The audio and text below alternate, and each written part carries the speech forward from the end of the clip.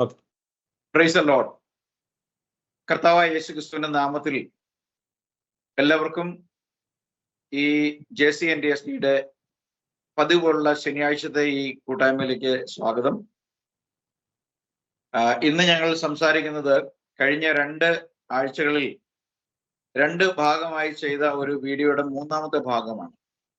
നിങ്ങൾക്ക് എല്ലാവർക്കും ഒരുപക്ഷെ സുപരിചിതനായ assemblies of God pastor Babu George Pathanapuram എന്ന അദ്ദേഹം ട്രിനിറ്റി അഥവാ ത്രിത്വത്തെ സംബന്ധിച്ച് അദ്ദേഹം ചെയ്ത ഒരു വീഡിയോയെ ആസ്പദമാക്കിയാണ് കഴിഞ്ഞ 2 ഭാഗങ്ങളിലും ഞങ്ങൾ ഖണ്ഡന വീഡിയോ ചെയ്തത്.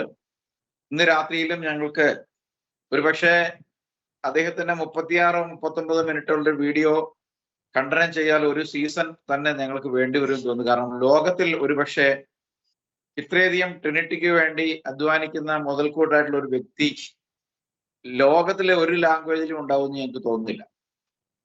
അദ്ദേഹത്തിന്റെ തൃത്വം ബൈബിളിൽ 3 വ്യക്തികളെ കണ്ടെത്താനുള്ള അദ്ദേഹത്തിന്റെ ഗവേഷണങ്ങൾ തുടർന്നുകൊണ്ടിരിക്കുന്നു എന്ന് വേണം മനസ്സിലാക്കാൻ. അദ്ദേഹം ഇപ്പോൾ ഉൽപ്പത്തിയിൽ മുതൽ യൂദായുടെ ലേഖനം വരെയും ചില ഭാഗങ്ങളിൽ നിന്നൊക്കെ അദ്ദേഹം ഇതുവരെയുള്ള ഞങ്ങളിപ്പോൾ അദ്ദേഹത്തിന്റെ പ്രധാന വീഡിയോയുടെ 7 മിനിറ്റ് വരെ പോലും എത്തിയിട്ടില്ല എന്ന് മനസ്സിലാക്കുമ്പോൾ നിങ്ങൾക്ക് ഊഹിക്കാവുന്നതേ ഉള്ളൂ. അദ്ദേഹത്തിന്റെ 7 മിനിറ്റ് വീഡിയോയിൽ ഞങ്ങൾ 3 മണിക്കൂർ വീഡിയോ ഉണ്ടാക്കാൻ പോവുകയാണ്. അപ്പൊ അത്രമാത്രം ട്രിനിറ്റിക്ക് വേണ്ടി അധ്വാനിക്കുന്ന ഒരു മനുഷ്യൻ ക്രിസ്തീയ ആത്മമണ്ഡലത്തിൽ കത്തോലിക്കരുടെ ഇടയിൽ തുടങ്ങി പെന്തക്കോസ്ത് വരെയും കാണില്ല എന്നാണ് ഞങ്ങളുടെ ഒരു നിഗമനം. ഞങ്ങള് ഇന്ന് രാത്രിയിൽ അദ്ദേഹത്തിന്റെ വീഡിയോയുടെ ഏതാനും മിനിറ്റുകൾ മാത്രം നിങ്ങൾക്കായി ഒന്ന് ഓൺ സ്ക്രീൻ ചെയ്തുകൊണ്ട് ഞങ്ങൾ അദ്ദേഹം ട്രിനിറ്റിക്ക് വേണ്ടി ബൈബിളിൽ അദ്ദേഹം കണ്ടുപിടിക്കുന്ന കണ്ടുപിടുത്തങ്ങൾക്ക് ഒരു ക്രിസ്ത്യാനിയുടെ ആംഗിളിൽ നിന്ന് അതിന് എങ്ങനെയാണ് മറുപടി കൊടുക്കേണ്ടതെന്ന് ഞങ്ങള് നിങ്ങളുടെ മുമ്പിൽ ഞങ്ങളുടെ അറിവിന്റെ പരിമിതിക്ക് ഉള്ളിൽ നിന്നുകൊണ്ട് ഞങ്ങളോട് സംവദിക്കാൻ ആഗ്രഹിക്കുന്നു. ആ വീഡിയോ കണ്ടിട്ട് നമുക്ക് വേഗത്തിൽ മടങ്ങി വരാം.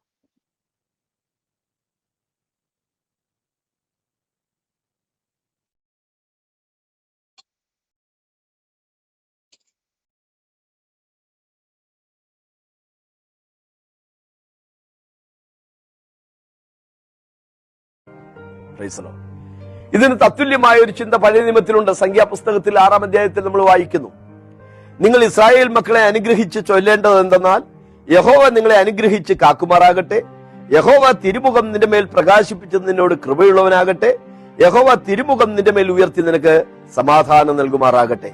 ഇങ്ങനെ അവർ ഇസ്രായേൽ മക്കളുടെ മേൽ എന്റെ നാമം വയ്ക്കണം, ഞാൻ അവരെ അനുഗ്രഹിക്കാം. നോക്കുക, കാവൽ, കൃപ, സമാധാനം എന്നീ 3 വാക്കുകൾ അവിടെയും നാം കാണുകയാണ്. ഇങ്ങനെ എന്റെ നാമങ്ങൾ അവരുടെ മേൽ വയ്ക്കണമെന്നല്ല, ഇങ്ങനെ എന്റെ നാമം അവരുടെ മേൽ വയ്ക്കണം.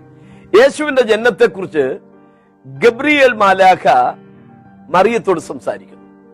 ലൂക്കോസ് 1:35 കർത്താവായ ദൈവം അവന്റെ പിതാവായ ദാവീദിന്റെ സിംഹാസനം അവന് അഥവാ യേശുവിന് കൊടുക്കും, പരിശുദ്ധാത്മാവ് നിന്റെ മേൽ വരും. അപ്പോൾ കർത്താവായ ദൈവം യേശുവിന് കൊടുക്കും, പരിശുദ്ധാത്മാവ് നിന്റെ മേൽ വരും. 3 ആളത്വങ്ങളെ നാം അവിടെ കാണുകയാണ്. കൃപാവരങ്ങളെ പറ്റി പറയുമ്പോൾ കൃപാവരങ്ങളിൽ വ്യത്യാസമുണ്ട്. ആത്മാവ് ഒന്നത്രേ, ശുശ്രൂഷകളിൽ വ്യത്യാസമുണ്ട്. കർത്താവ് ഒരുവൻ, എങ്കിലും എല്ലാവരിലും എല്ലാം പ്രവർത്തിക്കുന്ന ദൈവം ഒരുവൻ തന്നെ. അപ്പൊ ആത്മാവൊന്ന്, കർത്താവൊന്ന്, ദൈവം ഒരുവൻ അത്രേ. 3 വ്യക്തിത്വങ്ങളെ നാം അവിടെയും കാണുകയാണ്. മനുഷ്യന്റെ വീണ്ടെടുപ്പിനെ കുറിച്ച് പറയുമ്പോൾ 1 പത്രോസ് 1:2 പിതാവായ ദൈവത്തിന്റെ മുന്നറിവിനൊത്തവണ്ണം ആത്മാവിന്റെ വിശുദ്ധീകരണം പ്രാപിച്ച അനുസരണം കാണിപ്പാനും യേശുക്രിസ്തുവിന്റെ രക്തത്താൽ തളിക്കപ്പെടുവാനുമായി. അപ്പോൾ ദൈവത്തിന്റെ മുന്നറിവ്, ആത്മാവിന്റെ വിശുദ്ധീകരണം, യേശുക്രിസ്തുവിന്റെ രക്തം, 3 വ്യക്തിത്വങ്ങളെയാണ് നാം അവിടെ കാണുന്നത്. വിശ്വാസിയുടെ ആത്മീയ ജീവിതത്തിൽ ഈ 3 വ്യക്തിയുടെയും പ്രവർത്തനങ്ങളെ പറ്റി യൂദായുടെ ലേഖനം 20-21 വാക്യങ്ങളിൽ നാം ഇങ്ങനെ വായിക്കുന്നു, പരിശുദ്ധാത്മാവിൽ പ്രാർത്ഥിച്ചും നിത്യജീവനായിട്ട് നമ്മുടെ കർത്താവായ യേശുക്രിസ്തുവിന്റെ കരുണയ്ക്കായി കാത്തിരുന്നും കൊണ്ട് ദൈവസ്നേഹത്തിൽ നിങ്ങളെ തന്നെ സൂക്ഷിച്ചുകൊള്ളി. പരിശുദ്ധാത്മാവ്, യേശുക്രിസ്തു, ദൈവം, 3 വ്യക്തികളെ നാം അവിടെയും കാണുകയാണ്. ഓക്കെ, വീഡിയോ നിങ്ങൾ കണ്ടു കാണുമെന്ന് ഞങ്ങൾ വിചാരിച്ചുകൊണ്ട് അദ്ദേഹം അവതരിപ്പിച്ച ഏതാനും പോയിന്റുകളെ ആസ്പദമാക്കി ചില ചോദ്യങ്ങളും അവയ്ക്കുള്ള ഉത്തരങ്ങളുമാണ് ഇന്ന് നിങ്ങളുടെ മുമ്പിൽ വയ്ക്കുന്നത്. എന്റെ ആദ്യത്തെ ചോദ്യം അദ്ദേഹം സംഖ്യാപുസ്തകത്തിൽ നിന്ന് വായിച്ച ഒരു വാക്യമാണ്. അദ്ദേഹം പറഞ്ഞത് സംഖ്യാപുസ്തകം 6:24 വാക്യമാണ്. വീഡിയോ കടന്നു പോയോണ്ട് ഞാനൊന്ന് വായിക്കാം. യഹോവ നിന്നെ അനുഗ്രഹിച്ച് കാക്കുമാറാകട്ടെ, യഹോവ തിരുമുഖം നിന്റെ മേൽ പ്രകാശിപ്പിച്ച് നിന്നോട് കൃപയുള്ളവനാകട്ടെ, യഹോവ തിരുമുഖം നിന്റെ മേൽ ഉയർത്തി നിനക്ക് സമാധാനം നൽകുമാറാകട്ടെ. അപ്പോൾ ഇവിടെ 3 വ്യക്തികളെ കാണാം എന്നാണ് അദ്ദേഹത്തിന്റെ വീഡിയോയിൽ സംസാരിച്ചിട്ടുള്ളത്. അപ്പോ എന്റെ ചോദ്യം പതിവ് പോലെ ആദ്യത്തെ ചോദ്യം ജോയ് പാസ്റ്റർ അടുക്കലേക്ക് തന്നെയാണ്. അപ്പോ ഇവിടെ 24, 25, 26 വാക്യങ്ങളിൽ യഹോവ ചെയ്യുന്ന ചില കാര്യങ്ങളെ സംബന്ധിച്ച് പറയുകയാണ്. ഒന്ന്, അനുഗ്രഹിച്ച് കാക്കട്ടെ. 2, തിരുമുഖം നിന്റെ മേൽ പ്രകാശിപ്പിച്ച് കൃപയുള്ളവനാകട്ടെ. 3, തിരുമുഖം നിന്റെ മേൽ ഉയർത്തി നിനക്ക് സമാധാനം നൽകുമാറാകട്ടെ. അപ്പൊ ഇവിടെ യഹോവ എന്ന പദം 3 വാക്യങ്ങളിലും ആവർത്തിച്ചിട്ടുണ്ട്. അവിടെ 3 ക്രിയകളും പറഞ്ഞിട്ടുണ്ട്, അല്ലെങ്കിൽ 3-4 ക്രിയകൾ പറഞ്ഞിട്ടുണ്ട്. ഒരു സാധാരണ ഒരു മനുഷ്യ വ്യക്തി, ഒരു വിശ്വാസിയെ ഞാൻ പരിഗണിക്കുന്നില്ല, ഒരു ബൈബിള് വായിച്ചിട്ടില്ലാത്ത, ദൈവം ആരെന്ന് അറിയത്തില്ലാത്ത ഏതെങ്കിലും ഒരു മനുഷ്യന്, ഹിന്ദുവോ മുസ്ലിമോ ആരെങ്കിലും ആയിട്ട് ഇതൊന്ന് വായിച്ചിട്ട് നിങ്ങൾക്ക് ഇതിൽ നിന്ന് എന്താ മനസ്സിലാകുന്നതെന്ന് ചോദിച്ചു കഴിഞ്ഞാൽ അവരെന്ത് പറയും എന്നുള്ളൊരു ആംഗിളിൽ നമ്മൾ ഇതിനെ സമീപിച്ചാൽ എനിക്ക് തോന്നുന്നില്ല ഇവിടെ ആവർത്തിക്കപ്പെടുന്ന ഈ ഒരു യഹോവ എന്ന പദം 3 പ്രാവശ്യം ആവർത്തിക്കുന്നത് കൊണ്ട് 3 വ്യക്തികളാണ് എന്ന് അവിടുന്ന് കാണാൻ കഴിയില്ല. പാസ്റ്റർക്ക് ഇതിൽ നിന്ന് മനസ്സിലാകുന്ന എന്താണ് ഈ ഇദ്ദേഹത്തിന്റെ ഈ വ്യാഖ്യാനവുമായി ബന്ധപ്പെട്ട് പാസ്റ്റർക്ക് ഇതിനെ പറയാനുള്ള ഒരു കാര്യം എന്താണെന്നുള്ളതാണ് എന്റെ ചോദ്യം. അതുകൂടാതെ തുടർന്ന് അദ്ദേഹം പറയുന്നത് ലൂക്കോസിന്റെ സുവിശേഷം 1-ാം അധ്യായത്തിൽ നിന്ന് പറയുന്ന 2 ചോദ്യങ്ങളാണ് ഇവിടെ ഞാൻ ഒരുമിച്ച് ചോദിക്കുന്നത്. സാധാരണ അദ്ദേഹത്തിന്റെ വീഡിയോയിലെല്ലാം ഓരോ സെന്റൻസിലും അദ്ദേഹം ട്രിനിറ്റി കൊണ്ടുവന്നിട്ടുണ്ട്. അപ്പൊ അതുകൊണ്ട് രണ്ടാമത്തെ, കർത്താവായ ദൈവം അവന്റെ പിതാവായ ദാവീദിന് സിംഹാസനം അവന്, അതായത് യേശുവിന് കൊടുക്കും, പരിശുദ്ധാത്മാവ് നിന്റെ മേൽ വരും എന്നിങ്ങനെ അവിടെ ഒരു പ്രോഫസി, ഒരു ദൂതൻ വന്ന് അറിയിക്കുന്നുണ്ട്, ഗബ്രിയേൽ ദൂതൻ. അപ്പൊ അവിടെയും അദ്ദേഹം 3 വ്യക്തികളെ കാണാം എന്നാ പറഞ്ഞു. അങ്ങനെ 3 വ്യക്തികളെ കാണാനും മാത്രം, അല്ലെങ്കിൽ ഒരു വ്യക്തി എന്നുള്ള നിലയിൽ സാധാരണ, അതായത് ഒരു പ്രൈമറി സ്കൂളിൽ പഠിച്ചിട്ടുള്ള ഒരു വ്യക്തി, ഒരു കുട്ടിക്ക് വ്യക്തി എന്നുള്ളതിനെ സംബന്ധിച്ച് ഒരു നിർവചനം ഉണ്ടായിരിക്കും. ഒരു വ്യക്തി എന്ന് വെച്ചാൽ എന്താണ്? അപ്പോ അത്തരം നിഗമനങ്ങളുടെ മനുഷ്യന്റെ സാമാന്യ ബുദ്ധിക്ക് പോലും ടോർപ്പിട വെക്കാനുള്ള തരത്തിൽ ഒരു പണ്ഡിതനായ ഒരു മനുഷ്യൻ ഇറങ്ങി പുറപ്പെട്ടിരിക്കുന്നതായിട്ടാണ് എനിക്ക് മനസ്സിലാകുന്നത്. പാസ്റ്റർക്ക് ഇതിൽ നിന്ന് എന്താണ് മനസ്സിലാക്കാൻ കഴിയുന്നത്? അല്ലെങ്കിൽ ഇതിന് എന്താണ് നമുക്ക് അദ്ദേഹത്തിന് മറുപടി കൊടുക്കാൻ കഴിയുന്നത്? അതാണ് എനിക്ക് ചോദിക്കാനുള്ളത്. Praise the Lord. കർത്താവിന്റെ ദാസന്മാർക്ക് നന്ദി അറിയിക്കുന്നു. ഞങ്ങളുടെ കേൾവിക്കാരായിരിക്കുന്ന എല്ലാ മാന്യ സ്നേഹിതരെയും കർത്താവ് ധാരാളമായിട്ട് അനുഗ്രഹിക്കട്ടെ. ഇപ്പോൾ കർത്താവിന്റെ ദാസൻ ജോസ്ഫറീസ് പാസ്റ്റർ ബാബു ജോർജ് പത്തനാപുരം എന്ന പാസ്റ്റർ പറഞ്ഞ വൃത്തം തെളിയിക്കുവാൻ പറഞ്ഞ ചില ഭാഗത്ത് എടുത്താണല്ലോ ചോദ്യം ചോദിച്ചിരിക്കുന്നത്. പ്രാരംഭത്തിൽ ഞാൻ പറയട്ടെ, ഈ പത്തനാപുരം ബാബു ജോർജ് എന്ന് പറയുന്ന പാസ്റ്റർ വാളെടുത്ത് തൻ്റെ തലക്കെട്ട് തന്നെ മൂന്നാക്കി വെട്ടിമുറിക്കുന്ന ഒരു രീതിയാണ് കാണുന്നത്. കാരണം അതിന്റെ ഉദാഹരണമാണ് ഇപ്പോൾ കർത്താവിന്റെ ദാസൻ ചോദിച്ച ചോദ്യം. യഹോവ നിന്റെ മേൽ പ്രകാശിക്കട്ടെ, യഹോവയുടെ മുഖം ഉയർത്തി നിന്റെ മേൽ പ്രകാശിക്കട്ടെ. സംഖ്യാപുസ്തകം 6-ാം അധ്യായത്തിന്റെ 24-ാം വാക്യം വായിക്കും. യഹോവ നിന്നെ അനുഗ്രഹിച്ച് കാക്കുമാറാകട്ടെ, യഹോവ തിരുമുഖം നിന്റെ മേൽ പ്രകാശിപ്പിച്ച് നിന്നോട് കൃപയുള്ളവനാകട്ടെ, യഹോവ തിരുമുഖം നിന്റെ മേൽ ഉയർത്തി നിനക്ക് സമാധാനം നൽകുമാറാകട്ടെ. ഇങ്ങനെ അവർ ഇസ്രായേൽ മക്കളുടെ മേൽ എന്റെ നാമം വെക്കണം, ഞാൻ അവരെ അനുഗ്രഹിക്കും, എന്റെ നാമം വെക്കണം എന്ന് അവിടെ പറയുന്നു. അപ്പോൾ ഇവിടെ കാണുവാൻ കഴിയുന്നത് 1 കാവൽ, 2 കൃപ, മൂന്ന് സമാധാനം, ഇത് മൂന്ന് വ്യക്തികളായിട്ട് അദ്ദേഹം പറയുന്നു. ദൈവത്തിന്റെ ത്രിവിധ പ്രവർത്തനങ്ങളെ എടുത്ത് മൂന്ന് വ്യക്തികളാക്കി ചിത്രീകരിച്ച് ജനങ്ങളെ പഠിപ്പിക്കാനുള്ള കഴിവ് അപാരം തന്നെയാണ്. അതൊരിക്കലും ദൈവത്തിൽ നിന്ന് വരുന്നതല്ല, അത് പരിശുദ്ധാത്മാവിന്റെ സഹായത്താൽ ലഭിക്കുന്നതുമല്ല. കാരണം ദൈവം, ഏക ദൈവം, ദൈവം ആത്മാവാണ്. യോഹന്നാൻ 4:24 വായിക്കുമ്പോൾ ദൈവം ആത്മാവാണ്. ആത്മാവായ ദൈവത്തിന്റെ വിവിധ നിലകളിലുള്ള പ്രവൃത്തിയെല്ലാം ഓരോ ആളുകളായിട്ട് ചിത്രീകരിക്കുകയാണെങ്കിൽ അത് എന്തോ കുഴപ്പമുണ്ട്. ഈ പഠനത്തിലുള്ള കുഴപ്പം എന്ന് പറഞ്ഞാല് അതിന്റെ പിന്നിൽ പ്രവർത്തിക്കുന്ന സാത്താനിക പ്രേരണയാണ്. സാത്താനാണ് ഒരു വ്യക്തിയെ മൂന്നായിട്ട് വെട്ടിമുറിക്കാൻ അല്ലെങ്കിൽ മൂന്നായിട്ട് കാണാൻ വേണ്ടിയുള്ള പ്രേരണ കൊടുക്കുന്നത്. സാത്താന്റെ ഒരു വലിയ തന്ത്രമാണ്. ആ തന്ത്രത്തിലാണ് ഈ പത്തനാപുരം ബാബു ജോർജ് എന്ന് പറയുന്ന വ്യക്തി കുടുങ്ങി കിടക്കുന്നത് എന്നുള്ളതിൽ യാതൊരു സംശയവുമില്ല. കാരണം മറ്റു പല തൃത്തക്കാരും പറയുന്നതിനെ വെല്ലുവിളിക്കുന്ന വിധത്തിൽ, എന്ന് പറഞ്ഞാൽ സാധാരണ തൃത്തക്കാർ പോലും ഈ ബാബു ജോർജ് പത്തനാപുരം പറയുന്ന വാക്കുകളെ അറുത്ത് മുറിക്കത്തക്ക വിധത്തിൽ അവര് പോലും ഇത് തെറ്റാണെന്ന് പറയത്തക്ക വിധത്തിലുള്ള ഒരു പഠനമാണ് ഇദ്ദേഹം നടത്തുന്നത്. എവിടെയോ തകരാറ് സംഭവിച്ചിട്ടുണ്ട്. ഇദ്ദേഹമാണോ എന്ന് അറിയത്തില്ല. പണ്ട് സോഷ്യൽ മീഡിയയിലൊക്കെ ഒരു വാർത്ത വന്നു, ഈ നമ്മുടെ ഒരു കുപ്പായമൊക്കെ അണിഞ്ഞ് ഒരു ബാബു ജോർജ്, അതും ഒരു ബാബു ജോർജ് അസംബ്ലി സ്കൂളിലെയാണ്, അവര് തന്നെ എതിർത്തു, സ്ഥാനമൊക്കെ മാറ്റിക്കളഞ്ഞു. ഇദ്ദേഹമാണോ എന്ന് എനിക്ക് അറിഞ്ഞുകൂടാ. ഏതായിരുന്നാലും ബാബിലോണിയ മേലങ്കിയൊക്കെ ധരിച്ച് പിന്മാറ്റാവസ്ഥയിൽ പോയ വ്യക്തിയാണോ എന്നറിയത്തില്ല. ഏതായിരുന്നാലും താൻ ഒരു ആത്മീയ പശ്ചാത്തലത്തിൽ നിന്നുകൊണ്ടല്ല ചിന്തിക്കുന്നത് എന്ന് പുള്ളിയുടെ ഓരോ വാക്കുകൾ നമുക്ക് വ്യക്തമായിട്ട് മനസ്സിലാക്കാൻ കഴിയുന്നു. അപ്പോൾ ഒരു ദൈവത്തിന്റെ 3 വിധ പ്രവർത്തികൾ, അല്ലെങ്കിൽ 4 വിധ പ്രവർത്തികൾ, അല്ലെങ്കിൽ 5 വിധ പ്രവർത്തികൾ, ദൈവത്തിന്റെ കൃപ, ദൈവത്തിന്റെ സമാധാനം, അവന്റെ മുഖം പ്രകാശിക്കുക, ദൈവത്തിന്റെ കാവൽ, ഇതിനെല്ലാം ഓരോ വ്യക്തികളാക്കി ചിത്രീകരിക്കുന്നത് എന്തായാലും പറയുന്നത്. ഈ അതിന് പറയാനൊരു വാക്കെന്ന് പറഞ്ഞാൽ, ഇത് ഈ ഇല്ലാത്ത ഒന്നിനെ കണ്ണിന്റെ മുമ്പിൽ അതിനെ പ്രദർശിപ്പിച്ച് കാണിക്കുന്ന ഒരു അവസ്ഥ, അതിനെന്താ പേര് പറയുന്നത്, എനിക്ക് എന്ത് പറയണമെന്ന് എനിക്കറിയത്തില്ല. ഞാൻ പറയുന്ന വാക്കുകളെല്ലാം ശ്രദ്ധിച്ചാൽ എന്തോ ഒരു മനോവിഭ്രാന്തി. കാരണം ജോസഫ് റൈസ് മാസ്റ്റർ തന്നെ ആദ്യം പറഞ്ഞു, ലോകത്തിലാരും പറയാത്ത അത്രയും തൃത്വത്തിന്റെ വിഡിത്തങ്ങളാണ് ഇദ്ദേഹം വിളവിക്കൊണ്ടിരിക്കുന്നത്. ലോകത്തിൽ ഒരു തൃത്വക്കാരും ഇദ്ദേഹത്തിന്റെ ഈ ഭാഗം അംഗീകരിക്കുമെന്ന് എനിക്ക് തോന്നുന്നില്ല. കാരണം ബൈബിളിൽ ഇങ്ങനൊരു വാക്യമുണ്ട്, ദൈവം ആത്മാവാണ്.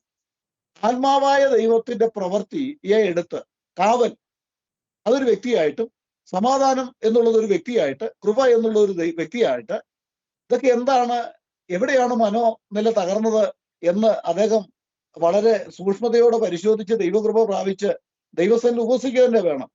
ഒരു 100 ദിവസം ഉപവസിച്ചാലും കുഴപ്പമൊന്നുമില്ല. കാരണം എന്താ ചോദിച്ചാൽ ഇത് ഒരു കൂടിയ എന്തോ ഒരു സാധനമാണ് പുള്ളിയിൽ കൂടിയിരിക്കുന്നത്. നമുക്കറിയാം എഫേസ്യ ലേഖനം നമ്മൾ വായിക്കുമ്പോൾ അതിന്റെ 4-ാം അധ്യായത്തിന്റെ 6-ാം വാക്യം നമ്മൾ വായിക്കുമ്പോൾ എല്ലാവർക്കും അറിയാവുന്ന ഈ ഒറ്റ മറുപടിയേ ഉള്ളൂ ഇതിനെ വാസ്തവത്തിൽ പറഞ്ഞാൽ. അത് എഫേസ്യ ലേഖനം 4-ാം അധ്യായത്തിന്റെ 6-ാം വാക്യത്തിൽ വ്യക്തമായിട്ട് ഇങ്ങനെ ഒരു വാക്യം നമുക്ക് അവിടെ കാണാൻ കഴിയുന്നു. ഒന്ന് വായിക്കാൻ ഞാൻ.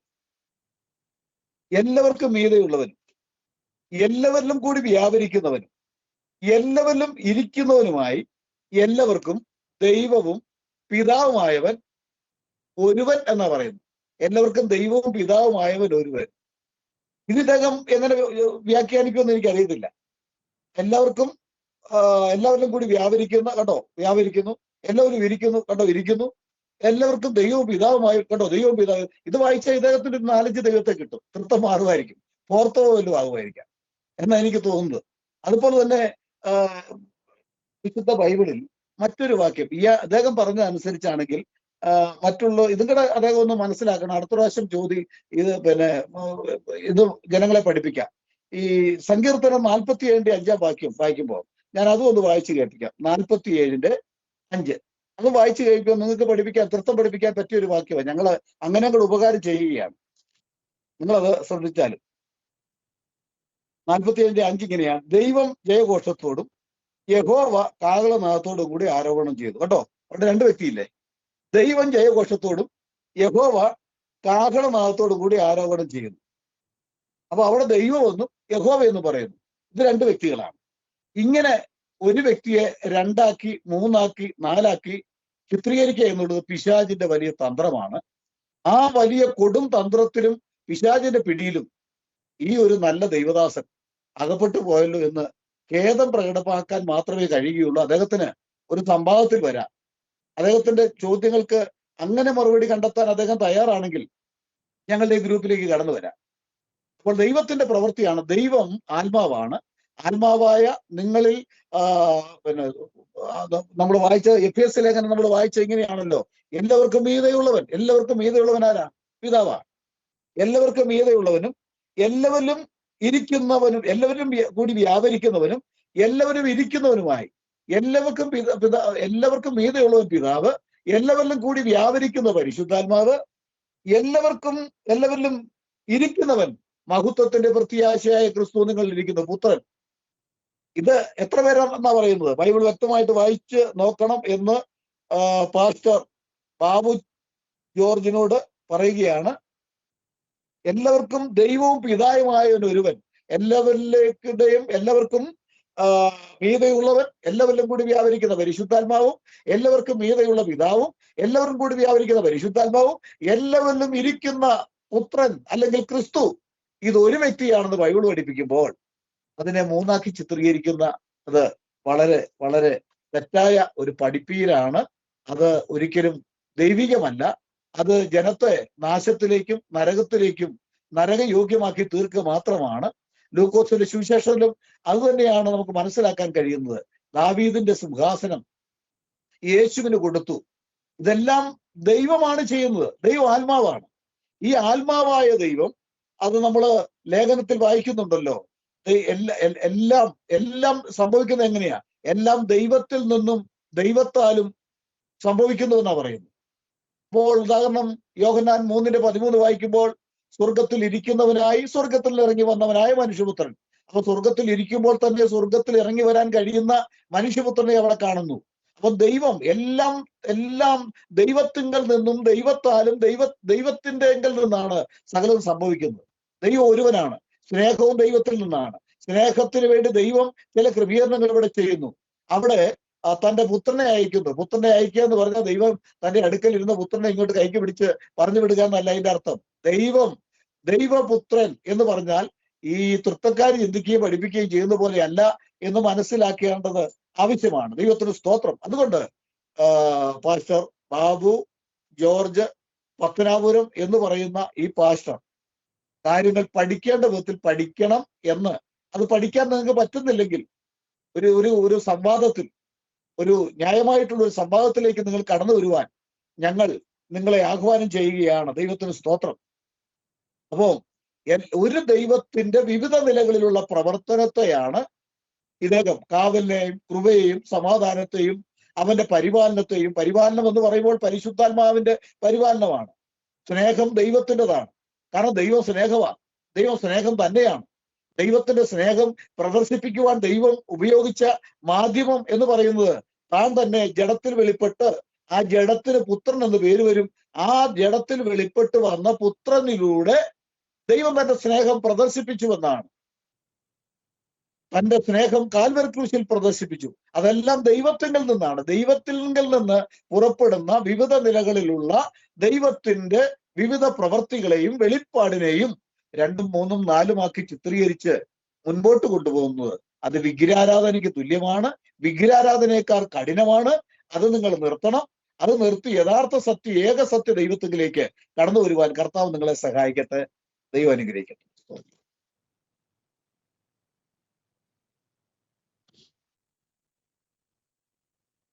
സൗണ്ട് അഭിപ്രായം വളരെ വ്യക്തമാണ്. ഇദ്ദേഹത്തിന്റെ വീഡിയോ നമ്മൾ വ്യാഖ്യാനിച്ചു പോവുകയാണെങ്കിൽ ഇദ്ദേഹത്തിന് പറ്റിയിരിക്കുന്ന ഒരു അബദ്ധം, ഇദ്ദേഹം എല്ലാ ആക്ഷനുകളെയും, അതായത് ദൈവത്തിന്റെ ആട്രിബ്യൂട്ട്സ് എല്ലാം പേഴ്സൺസ് ആക്കി മാറ്റിയിട്ടുണ്ട്. അദ്ദേഹം കുറച്ച് കോമൺ സെൻസ് ഉപയോഗിച്ചിരുന്നെങ്കിൽ ഇതിന്റെ 24 മുതലുള്ള വാക്യങ്ങളാണ് അദ്ദേഹം എടുത്തത്. 27ഉം 23ഉം പരിശോധിച്ചാൽ നമുക്കൊരു കാര്യം കാണാൻ പറ്റും. 23 പറയുന്നത് 22 മുതൽ വായിക്കും. യഹോവ പിന്നെയും മോശയോട് അരുളിച്ചത്. ഇവിടെ ഒരു യഹോവയേ ഉള്ളൂ. ഇവിടെ ഈ ദൈവത്തോട് മോശയോട് സംസാരിക്കാൻ ആകെപ്പാടെ ഒരു യഹോവയേ ഉള്ളൂ. ആ യഹോവ അരുളി ചെയ്യുന്നതാണ്, നീ അഹരോനോടും പുത്രന്മാരോടും പറയേണ്ടത്, നിങ്ങൾ ഇസ്രായേൽ മക്കളെ അനുഗ്രഹിച്ച് ചൊല്ലേണ്ടത് എന്തെന്നാണ്. അപ്പം ഇവിടെ മോശയും അഹരോനും ഇസ്രായേൽ മക്കളെ യഹോവയുടെ അരുളപ്പാടിന് പ്രകാരം അനുഗ്രഹിക്കുകയാണെന്നാണ് നമ്മൾ വായിക്കുന്നത്. അതായത് അത്യാവശ്യം കോമൺ സെൻസ്, അതായത് തുടക്കത്തിൽ പറഞ്ഞ് കൊച്ചുകുട്ടികൾക്ക് ഈ പാസേജ് വായിക്കാൻ കൊടുത്തിട്ട് നിങ്ങൾ ഇതിനകത്ത് എന്ത് കാണുന്നു ചോദിച്ചു കഴിഞ്ഞാൽ അവരെന്ത് കാണുന്നു പറയും. അപ്പോ അത് അഹരോനും മോശയും എന്താ പറയാ ഇങ്ങനെ ചെയ്യണമെന്ന് ദൈവത്തിന്റെ അരുളപ്പാട് കേട്ടു. ആ അവസാനത്തെ വാക്യത്തിൽ എഴുതിയ, ഇങ്ങനെ അവർ ഇസ്രായേൽ മക്കളുടെ മേൽ എന്റെ നാമം വെക്കണം, ഞാൻ അവരെ അനുഗ്രഹിക്കും എന്ന് പറയുന്നത് സിംഗിൾ ആയിട്ട് നിന്ന് പറയുന്നുണ്ട്. ഇതിനിടയിൽ എങ്ങനെയാണ് ഇദ്ദേഹത്തെ, ജോയ് പാസ്റ്റർ പറഞ്ഞ പോലെ ഇദ്ദേഹത്തെ സംവാദത്തിന് കിട്ടുകയല്ല. അത് അദ്ദേഹം ഫോൺ എടുക്കത്തില്ല. വാട്സാപ്പ് അദ്ദേഹം ഇല്ല, അദ്ദേഹത്തിന് വാട്സാപ്പ് 2-3 നമ്പർ സ്ക്രീനിൽ പുള്ളി കൊടുത്തിട്ടുണ്ടെങ്കിലും അതിലൊന്നും വാട്സാപ്പ് ഉള്ള നമ്പർ അല്ല. അതായത് ഏതൊരു കാരണവശാലും അദ്ദേഹത്തിന് വാട്സാപ്പിൽ പോലും ഒരു സന്ദേശം ചെല്ലരുത്. ഞാൻ മെയിൽ അയച്ചു നോക്കി, SMS അയച്ചു നോക്കി. എനിക്കിത് ഇട്ട് തന്ന ആളെ കൊണ്ട് വിളിപ്പിച്ചപ്പോൾ അദ്ദേഹം പറഞ്ഞത്, ഞാൻ തർക്കത്തിനും സംവാദത്തിനും ഇഷ്ടപ്പെടാത്തൊരു വ്യക്തിയാണ്. എന്ന് വെച്ചാൽ വൺ വേ ട്രാഫിക്കേ ഉള്ളൂ. അദ്ദേഹം പടച്ചുവിടാനുള്ളത് യൂട്യൂബിലും ഫേസ്ബുക്കിലും പടച്ചുവിടും. സൗകര്യമുള്ളതും കണ്ടാൽ മതി. എതിർപ്പ് ഒരു അഭിപ്രായം ഉണ്ടെങ്കിൽ അത് നമ്മുടെ ഉള്ളിൽ വെച്ചാൽ മതി എന്നുള്ളൊരു മനോഭാവമാണ് അദ്ദേഹത്തിലുള്ളത്. ഇത് അദ്ദേഹത്തിന് മാത്രം ഒരു പ്രശ്നമല്ല. ഞാൻ പറയുകയാണെങ്കിൽ എന്റെ ആദ്യത്തെ വീഡിയോ ഞാൻ ചെയ്യുന്നത് ചെയ്സ് ജോസഫിനെതിരെയാണ്.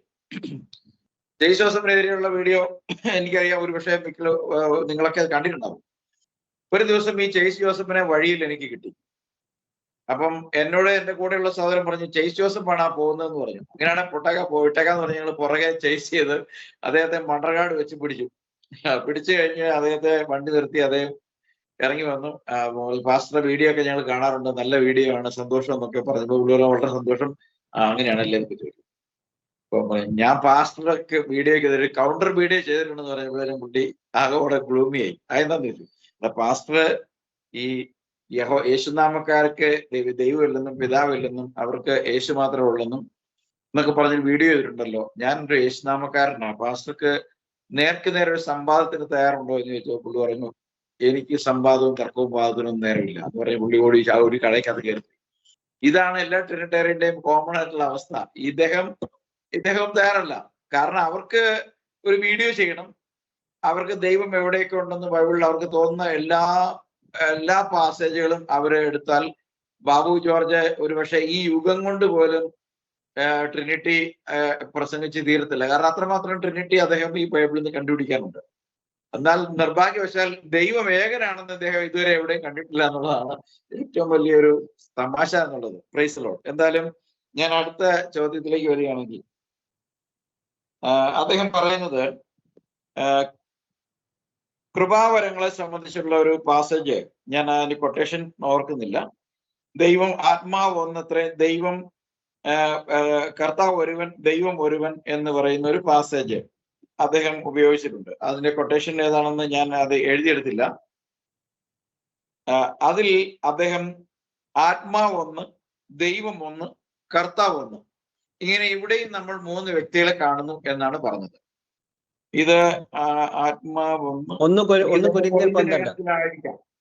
കൊരിന്ത്യർ 12. യെസ്. അപ്പൊ ഫസ്റ്റ് കൊരിന്ത്യൻസിൽ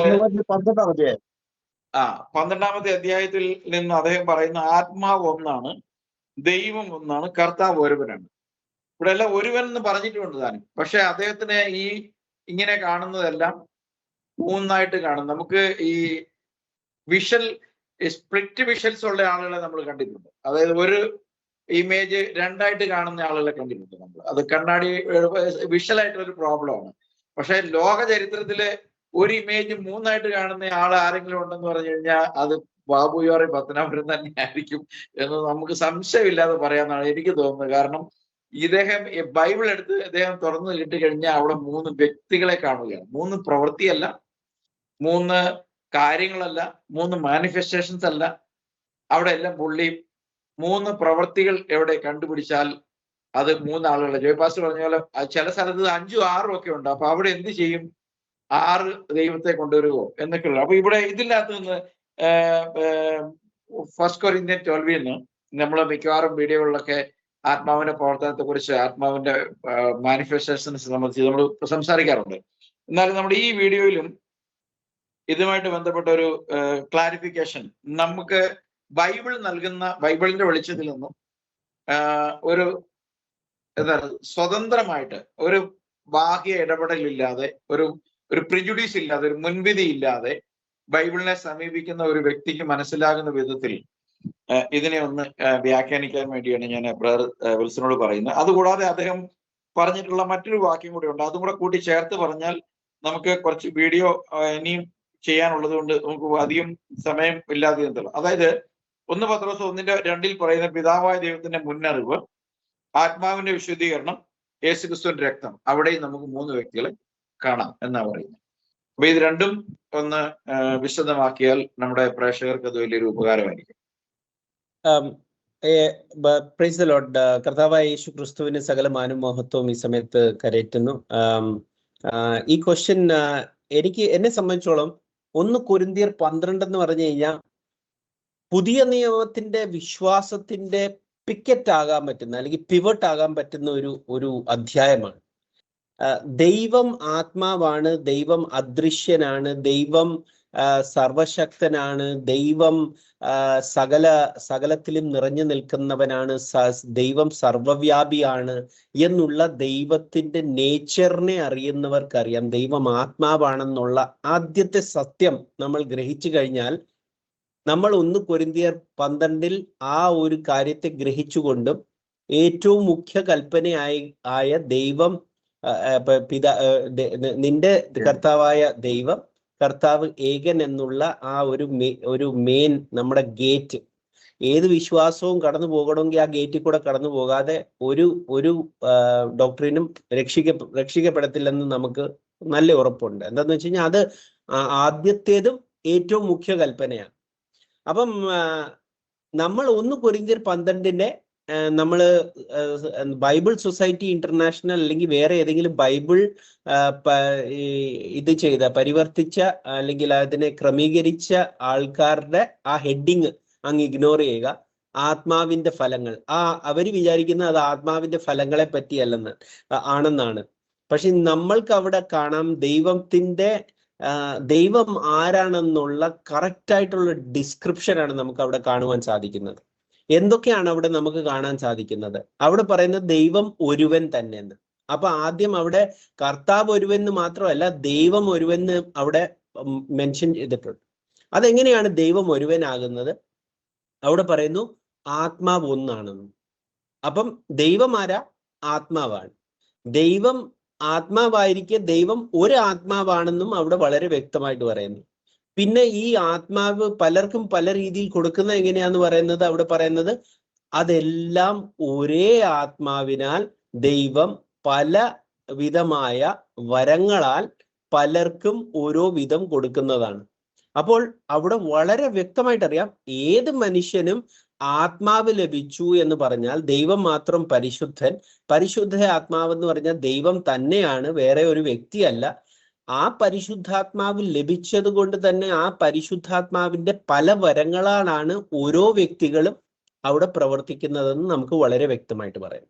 പിന്നെ നമുക്ക് മനുഷ്യർക്ക് മനസ്സിലാകാൻ വേണ്ടി വളരെ സിമ്പിളായിട്ട് അവിടെ ഒരു കാര്യം പറഞ്ഞിട്ടുണ്ട്. ശരീരം ഒന്നായിരിക്കെ ആ ശരീരത്തിന്റെ അവയവങ്ങൾ പലതായിരിക്കാം.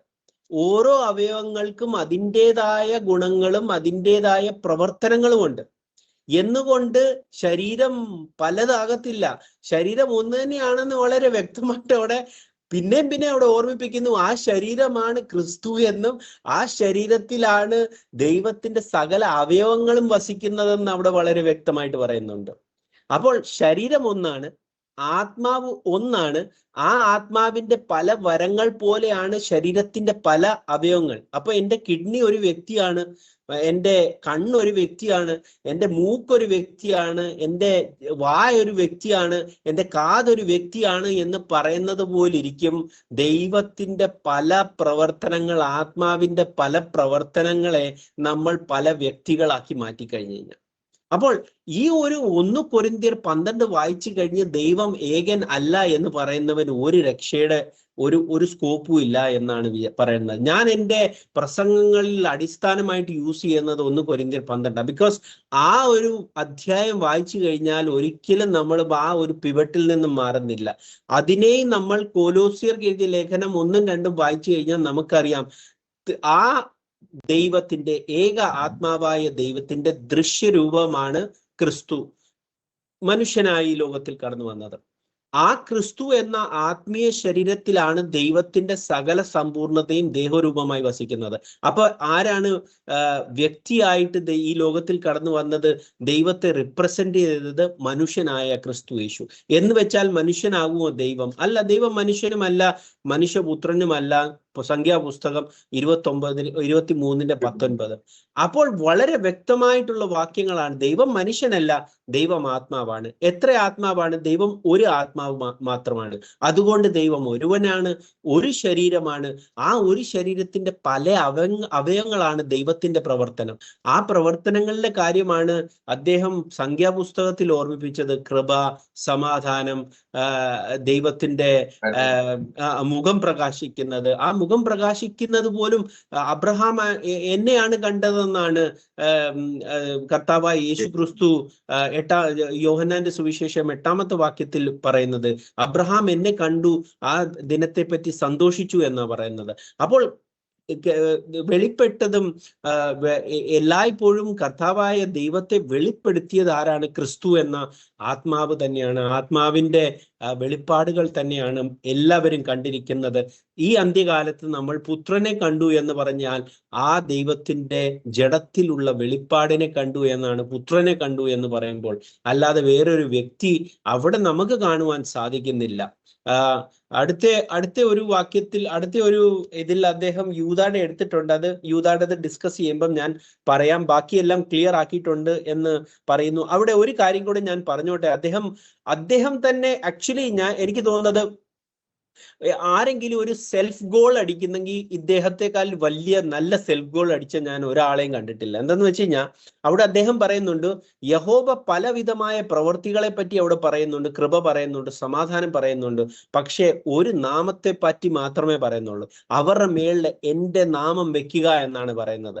അതുകൊണ്ടാണ് കർത്താവ് യേശു ക്രിസ്തു നാമങ്ങൾ വെക്കാനല്ല പറയുന്നത്, നാമങ്ങളിലല്ല സ്നാനപ്പെടുത്താൻ പറയുന്നത്, പിതാവിന്റെയും പുത്രന്റെയും പരിശുദ്ധാത്മാവിന്റെ നാമത്തിൽ, ആ ഏക നാമത്തിലാണ്, പരിശുദ്ധാത്മാവിന്റെ നാമത്തിലാണ് സ്നാനപ്പെടുത്തുവാൻ പറയുന്നത്. അതുകൊണ്ട് തന്നെ പത്രോസ് പറയുന്നു, യോവേൽ പ്രവാചകൻ മുഖാന്തരം പറഞ്ഞ ആ യഹോവയുടെ വലിയ നാൾ ഇത് തന്നെ, കർത്താവിന്റെ നാമം വിളിച്ചപേക്ഷിക്കുന്ന ഏവനും രക്ഷിക്കപ്പെടും. ആ കർത്താവിന്റെ നാമം അവിടെ യോവേൽ പ്രവചനത്തിൽ യഹോവയുടെ നാമമാണ്, നാമങ്ങളല്ല, ഒരു നാമം. ആ കർത്താവിന്റെ നാമമാണ് പത്രോസ് അവിടെ അപ്പോസ്തല പ്രവൃത്തി 2 വെളിപ്പെടുത്തിയതും. ആ നാമത്തിലാണ് രക്ഷയിരിക്കേണ്ടത്.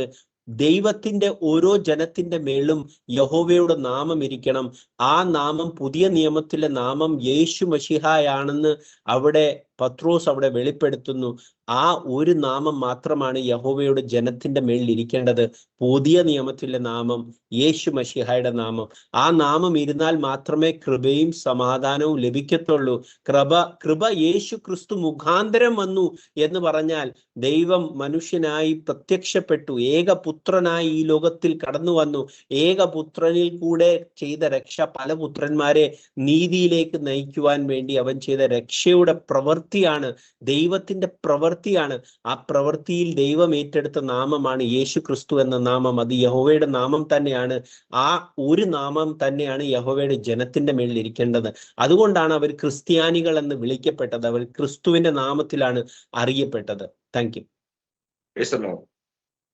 Thank you very much brother. വളരെ ഏതൊരാൾക്കും ബൈബിള് നിഷ്പക്ഷമായിട്ട് പരിശോധിക്കുന്ന ആൾക്ക് വളരെ വ്യക്തമായി മനസ്സിലാകുന്ന രീതിയിലാണ് കർത്താവിന്റെ ദാസൻ ഇപ്പോൾ സംസാരിച്ചത്. പ്രത്യേകിച്ച് 1 കൊരിന്ത്യർ 12 എന്നുള്ളത് ദൈവത്തെ സംബന്ധിച്ചുള്ള അടിസ്ഥാന ഉപദേശമാണ് എന്നുള്ളത് ഈ ട്രിനിറ്റേറിയൻസ് എല്ലാം സൗകര്യപൂർവ്വം മറക്കുന്നുണ്ട്.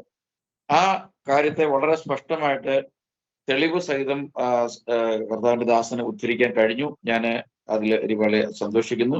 അതുപോലെ ജോയ് പാസ്റ്ററും ദൈവത്തിന്റെ ഏകത്വത്തെ സംബന്ധിച്ചുള്ള വളരെ സ്പഷ്ടമായ ഒരു ചിത്രം നൽകിയിട്ടുണ്ട്. ഞാൻ ഇനി നമുക്ക് 2 ചോദ്യങ്ങളുണ്ട്. ഒന്ന് ഞാൻ ജോയ് പാസ്റ്ററുടെ അടുക്കിലേക്ക് വരികയാണെങ്കിൽ, മുമ്പ് ഞാൻ ചോദിച്ചിട്ട് ജോയ് പാസ്റ്റർ മിസ്സായി പോയൊരു ഭാഗം തന്നെയാണ് അത്. നമ്മുടെ കർത്താവിന്റെ ഈ ഭൂമിയിലെ ജനനത്തെ സംബന്ധിച്ചുള്ള ഗബ്രിയേലിന്റെ സന്ദേശം അദ്ദേഹം ഉദ്ധരിച്ചുകൊണ്ട് പറയുന്നത്, ഒന്ന് ലൂക്കോസിന്റെ 1:35 എനിക്ക് തോന്നുന്നു. അവിടെ പറയുന്ന കർത്താവായ ദൈവം അവന്റെ പിതാവായ ദാവീദിന്റെ സിംഹാസനം അവന്, എന്ന് വെച്ചാൽ യേശുവിന് കൊടുക്കും, പരിശുദ്ധാത്മാവ് നിന്റെ മേൽ വരും. മറിയത്തോടുള്ള ഒരു ദൂതാണ്. ഇവിടെയും 3 പേരെ കാണാം എന്നാണ് അദ്ദേഹം പറഞ്ഞത്.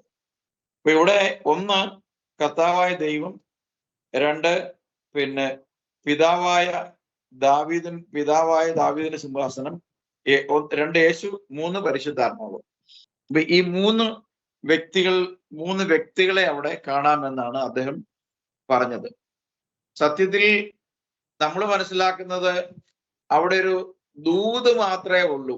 മറിയത്തിന്റെ അടുക്കിലേക്ക് ഗബ്രിയേലിന്റെ വായിൽ നിന്ന് വരുന്ന ഒരു സന്ദേശമാണ് നമ്മൾ കാണുന്നത്, നമുക്ക് കാണാൻ കഴിയുന്നത്, അല്ലെങ്കിൽ ബൈബിൾ വായിക്കുന്ന ഒരാൾക്ക് കാണുന്നത് ഒരു സന്ദേശമാണ്. എന്താണ്? ഒരു മെസ്സേജ് വരികയാണ്. മറിയത്തിന് ഒരു മെസ്സേജ് സ്വർഗത്തിൽ നിന്ന് ദൂതൻ കൊണ്ടുവരുന്ന ഒരു മെസ്സേജാണ്.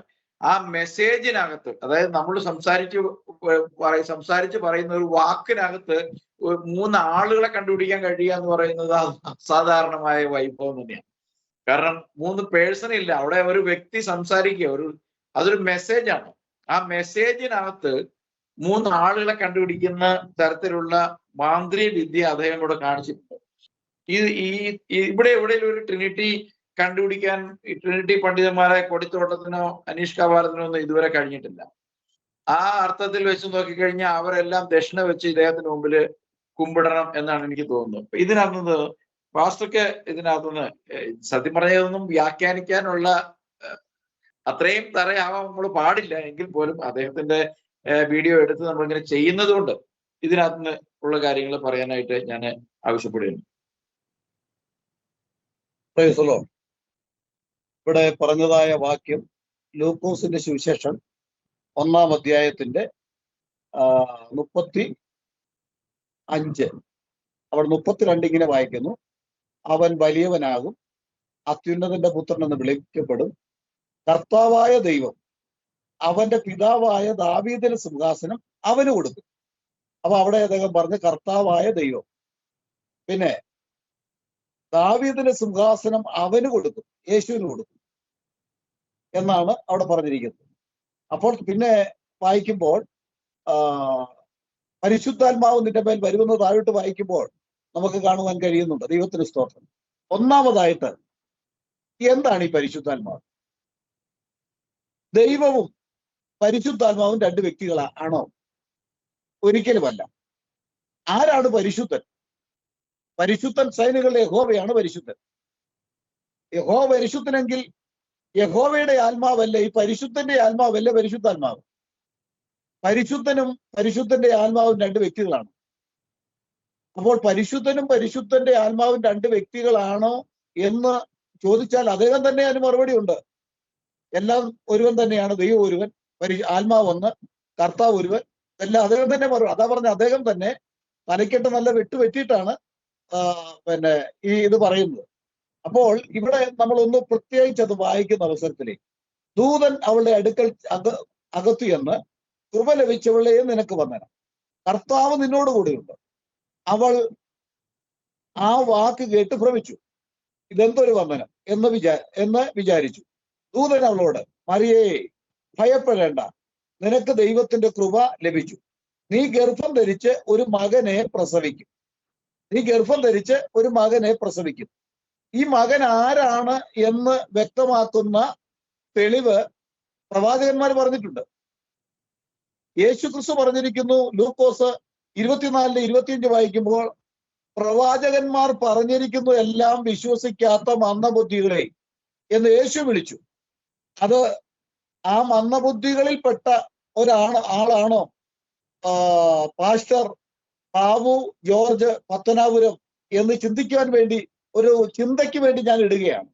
കാരണം ഈ മകൻ നീ ഗർഭം ധരിച്ചൊരു മകനെ പ്രസവിക്കും. ഈ മകൻ ആരാണ്? ഈ മകൻ ആരാണെന്ന് അറിയണമെങ്കിൽ പ്രവാചകന്മാരോട് ചോദിക്കണം. പ്രവാചകന്മാർ അതിന് മറുപടി വരും.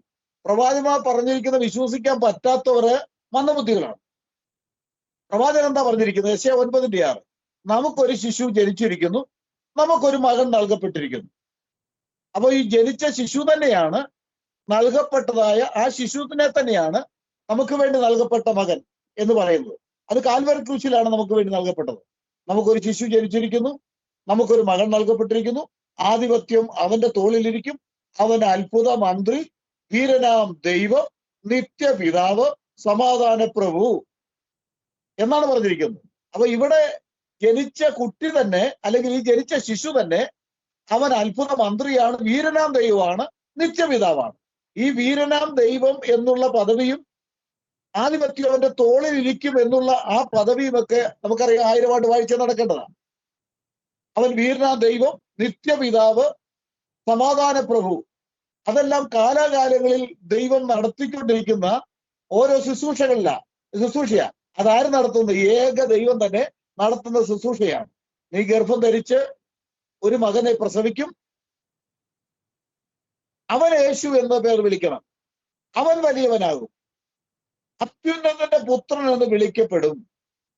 കർത്താവായ ദൈവം അവന്റെ പിതാവായ ദാവീദിന്റെ സിംഹാസനം അവന് കൊടുക്കും.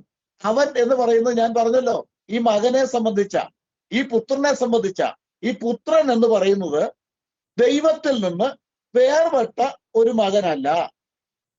ദൈവം തന്നെ, ആത്മാവായ ദൈവം തന്നെ, ദൈവത്തിൽ തന്നെ ഉണ്ടായിരുന്ന ആ വചനം ഉണ്ടല്ലോ, വചനം, ആദിയിൽ വചനം ഉണ്ടായിരുന്നു, വചനം ദൈവത്തോടു കൂടെയായിരുന്നു, വചനം ദൈവമായിരുന്നു. ആ വചനം ജഡമായി തീർന്നു, കൃപയും സത്യവും നിറഞ്ഞവനായി നമ്മുടെ ഇടയിൽ പാർത്തു. ആരാണ് ഈ പുത്രൻ? വചനം ജഡമായി തീർന്ന ആ ജഡ അവസ്ഥയാണ് പുത്രനെന്നും, ദാവീദിന്റെ പുത്രനെന്നും, അബ്രഹാമിന്റെ പുത്രനെന്നും, മറിയയുടെ പുത്രനെന്നും, സ്ത്രീയുടെ സന്തതി എന്നും ഒക്കെ നമ്മൾ വിളിക്കുന്നത്, അല്ലെങ്കിൽ യാഗ കുഞ്ഞാടെന്നൊക്കെ നമ്മൾ വിളിക്കുന്നത്. ഈ ജഡം, വചനം ജഡമായി തീർന്നു. വചനം എന്ന് പറഞ്ഞാൽ ലോഗോസ്, ദൈവത്തിന്റെ വചനം ജഡമായി തീർന്ന് ആ ജഡത്തിൽ ദൈവത്തിന്റെ ആത്മാവ് വസിച്ചു. മനസ്സിലാക്കണം, ഇത് ഗ്രഹിച്ച് മുൻപോട്ട് പോയെങ്കിലേ നമുക്ക് മനസ്സിലാക്കാൻ കഴിയുള്ളൂ. അപ്പോൾ ദൈവത്തിന്റെ ആത്മാവായ ദൈവത്തിന്റെ ഉള്ളിൽ വചനമായി നിന്നവൻ ഇവിടെ ജഡമായി തീർന്നു. ജഡത്തിൽ വെളിപ്പെടുകയല്ല, ജഡമായി തീർന്നു. വചനം ജഡമായി തീർന്നു. ആ വചനം ജഡമായി തീർന്നതാണ് പുത്രൻ. പുത്രൻ എന്ന അവസ്ഥ, പുത്രൻ എന്ന പദവി, പുത്രൻ എന്ന ആ ഡ്യൂട്ടി, അത് വചനം ജഡമായി തീർന്നതാണ്. ആ ജഡത്തിൽ ദൈവം വെളിപ്പെട്ടു. 1 തീമോഥെയോസ് 3:16. ഇതിനെയൊക്കെ 2ഉം 3ഉമായിട്ട് വെട്ടിമുറിക്കാൻ വേണ്ടി നടന്നാൽ അങ്ങനെ മുറിയുന്ന സാധനം ഒന്നുമല്ല. ഇതൊരു വസ്തുവല്ല. ദൈവം ഒരു വസ്തുവല്ല. വസ്തുവിനെയാണെങ്കിൽ ഈ ബാബു ജോർജിനും തൃത്തക്കാരെല്ലാം കൂടെ കൂടി വെട്ടി മുറിച്ചൊക്കെ കളയാം. പക്ഷെ അങ്ങനെ മുറിക്കാൻ വേണ്ടി ദൈവം ആത്മാവായ ദൈവം ജഡത്തിൽ വെളിപ്പെട്ട് വന്ന ആ ജഡത്തെയും ആത്മാവായ ദൈവത്തെയും തമ്മിൽ വെട്ടിമുറിച്ച് 2ആക്കിയോ 3ആക്കിയോ ആ ദൈവത്തിന്റെ ആത്മാവിനെ മൂന്നാമതൊരു വ്യക്തിയാക്കി തീർക്കുന്ന വിഡ്ഢിത്തം എന്നല്ലാതെ എന്ത് പറയാനാ? അപ്പോൾ ഇവിടെ നമ്മൾ മനസ്സിലാക്കേണ്ടത്, അവൻ അത്യുന്നതന്റെ പുത്രൻ എന്ന് വിളിപ്പിക്കപ്പെടും. കർത്താവായ ദൈവം എന്ന് പറഞ്ഞാൽ, കർത്താവായ ദൈവം എന്ന് പറഞ്ഞാൽ ആത്മാവായ ദൈവം അവന് കൊടുക്കുമെന്ന് പറഞ്ഞാൽ, അവൻ ആത്മാവായ ദൈവം ജഡത്തിൽ വെളിപ്പെട്ട ആ ജഡത്തിൽ വസിക്കുന്ന ആ പുത്രന് ഇത് കൊടുക്കുമെന്ന എന്ന് പറഞ്ഞാൽ നമ്മളെ ഒന്ന് മനസ്സിലാക്കി തരുന്നത്, നമുക്കറിയാം യഥാർത്ഥത്തിൽ ദൈവവും പുത്രനും, പിതാവും പുത്രനും ഒരു വ്യക്തിയല്ല, 2 വ്യക്തിയല്ല. അതിന് ഒത്തിരി തെളിവുണ്ട്. ഉദാഹരണം, യാഗ കുഞ്ഞാട് അതാരാ? ഈ പുത്രനാ. യാഗം കഴിക്കുന്ന മഹാപുരോഹിതൻ ആരാണ്? ഈ പുത്രൻ തന്നെയാ. ഒരുവന് തന്നെ മഹാപുരോഹിതനും ഒരുവന് തന്നെ യാഗ കുഞ്ഞാടുമാകാൻ കഴിയുമോ? മനുഷ്യന്റെ ചിന്തയിൽ കഴിയില്ല. പക്ഷേ ദൈവത്തിന് അസാധ്യമായിട്ടൊന്നുമില്ല. ഇപ്പൊ ജോസഫ് മാഷ് പറഞ്ഞതുപോലെ തന്നെ ഇത് വിശദീകരിച്ചു കഴിഞ്ഞാൽ, ഇദ്ദേഹത്തിന്റെ വിഡ്ഢിത്തത്തിന് വിശദീകരിച്ചാൽ സത്യത്തിൽ ചെയ്യേണ്ടത് എന്താണെന്നറിയാമോ? ഇദ്ദേഹത്തെയും ഇവിടുത്തെ തൃത്ത പണ്ഡിതന്മാരെയും ഇരുത്തണം. എന്നിട്ട് ഇദ്ദേഹത്തിന്റെ ആശയം ഇവരെ തമ്മിൽ ആശയവിനിമയം നടത്തിക്കണം. അപ്പോൾ തന്നെ അവർക്ക് ബോധ്യമാവും ഇദ്ദേഹത്തിന് സാരമായ എന്തോ തകരാറുണ്ടെന്ന് മനസ്സിലാകും. കാരണം ഇദ്ദേഹം അങ്ങനെ വിട്ടിട്ട് ഓരോ വാക്കുകൾ എടുത്ത് കൃപയെ എടുത്ത് ഒരു വ്യക്തിയായിട്ടും സമാധാനത്തെ ഒരു വ്യക്തിയായിട്ടും ദൈവത്തിന്റെ പ്രവൃത്തികളെല്ലാം ഓരോ വ്യക്തികളാക്കി തീർത്തുകൊണ്ട് പോയാൽ എങ്ങനെ നിൽക്കുക? കർത്താവിന്റെ വരവിനോടടുത്ത് ഇദ്ദേഹം ഒത്തിരി വ്യക്തിത്വങ്ങൾ ഉണ്ടാക്കുമല്ലോ ദൈവത്തിന്റെ പ്രവൃത്തി എടുത്ത്. അതുകൊണ്ട് ദൈവവും അല്ലെങ്കിൽ പിതാവും പുത്രനും അല്ലെ ദൈവവും പുത്രത്വവും ഇത് രണ്ട് വ്യക്തികളല്ല എന്ന് വിശുദ്ധ ബൈബിളിൽ വ്യക്തമാക്കി തെളിവ് തരുവാൻ അനവധി കാര്യങ്ങൾ ഞങ്ങളുടെ പക്കൽ കർത്താവ് തന്നിട്ടുണ്ട്. അത് ദൈവത്തിന്റെ കരുണയാണ്, ഞങ്ങളുടെ കഴിവല്ല, ഞങ്ങളുടെ യോഗ്യതയല്ല, ദൈവം ഞങ്ങളോട് കാണിച്ച വലിയ കൃപയാണ്. ഹല്ലേലൂയ. അതുകൊണ്ട് ഇവിടെ പറയുന്നത് ദാവീദിന് സിംഹാസനം അവന് കൊടുക്കുമെന്ന് പറയുന്ന അതും ഈ പുത്രനും ദൈവവും യേശു ക്രിസ്തുവും മൂന്ന് വ്യക്തികളല്ല എന്നാ ഞാൻ ഈ തെളിച്ചു തന്നത്. അതുകൊണ്ട് എല്ലാവർക്കും മീതെയുള്ളവൻ, എല്ലാവർക്കും കൂടി വ്യാപരിക്കുന്ന, എല്ലാവർക്കും ദൈവം പിതാവായവൻ ഒരുവൻ. അതുപോലെ തന്നെ റോമലേഖനം നമ്മള് 11-ാം അധ്യായത്തിന്റെ ഒരു വാക്യം കൂടെ ഞാനിപ്പോൾ പെട്ടെന്ന് വായിച്ചിട്ട് ഞാൻ ഈ ഭാഗം ഇവിടെ നിർത്താം. റോമർ 11-ാം അധ്യായത്തിന്റെ